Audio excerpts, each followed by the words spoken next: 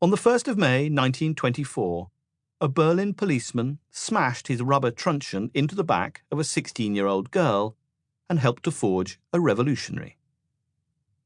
For several hours, thousands of Berliners had been trooping through the city streets in the May Day parade, the annual celebration of the working classes.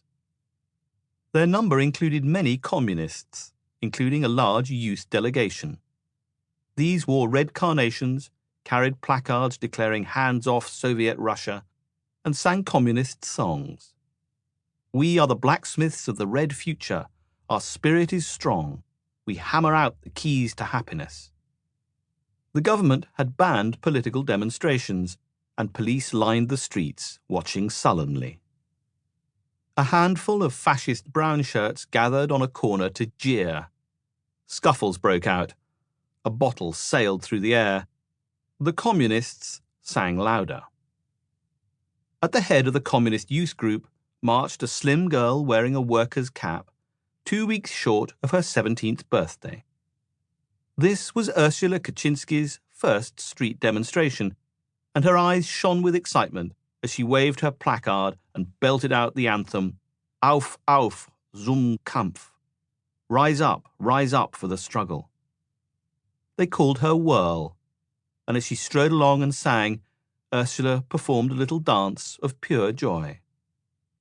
The parade was turning into Mittelstrasse when the police charged.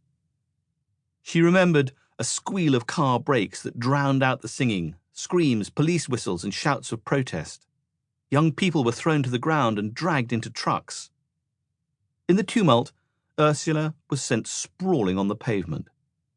She looked up to find a burly policeman towering over her. There were sweat patches under the arms of his green uniform. The man grinned, raised his truncheon, and brought it down with all his force into the small of her back.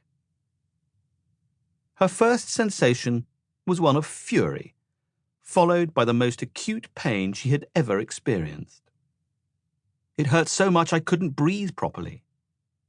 A young communist friend named Gabo Lewin dragged her into a doorway.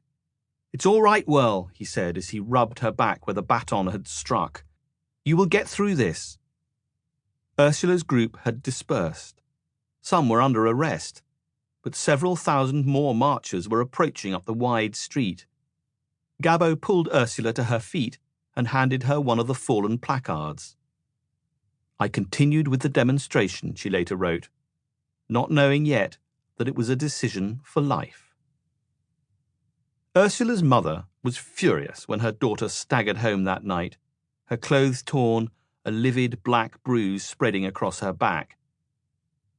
Berta Kuczynski demanded to know what Ursula had been doing, roaming the streets arm in arm with a band of drunken teenagers and yelling at the top of her voice. "We weren't drunk and we weren't yelling," Ursula retorted. "Who are these teenagers?" Berta demanded. "What do you mean by hanging around with these kinds of people?" "These kinds of people are the local branch of the Young Communists. I'm a member." Berta sent Ursula straight to her father's study. "I respect every person's right to his or her opinion," Robert Kuczynski told his daughter, "but a 17-year-old girl is not mature enough to commit herself politically. I therefore ask you emphatically to return the membership card and delay your decision a few years." Ursula had her answer ready. If 17-year-olds are old enough to work and be exploited, then they are also old enough to fight against exploitation. And that's exactly why I have become a communist. Robert Kuczynski was a communist sympathizer, and he rather admired his daughter's spirit, but Ursula was clearly going to be a handful. The Kuczynskis might support the struggle of the working classes, but that did not mean they wanted their daughter mixing with them.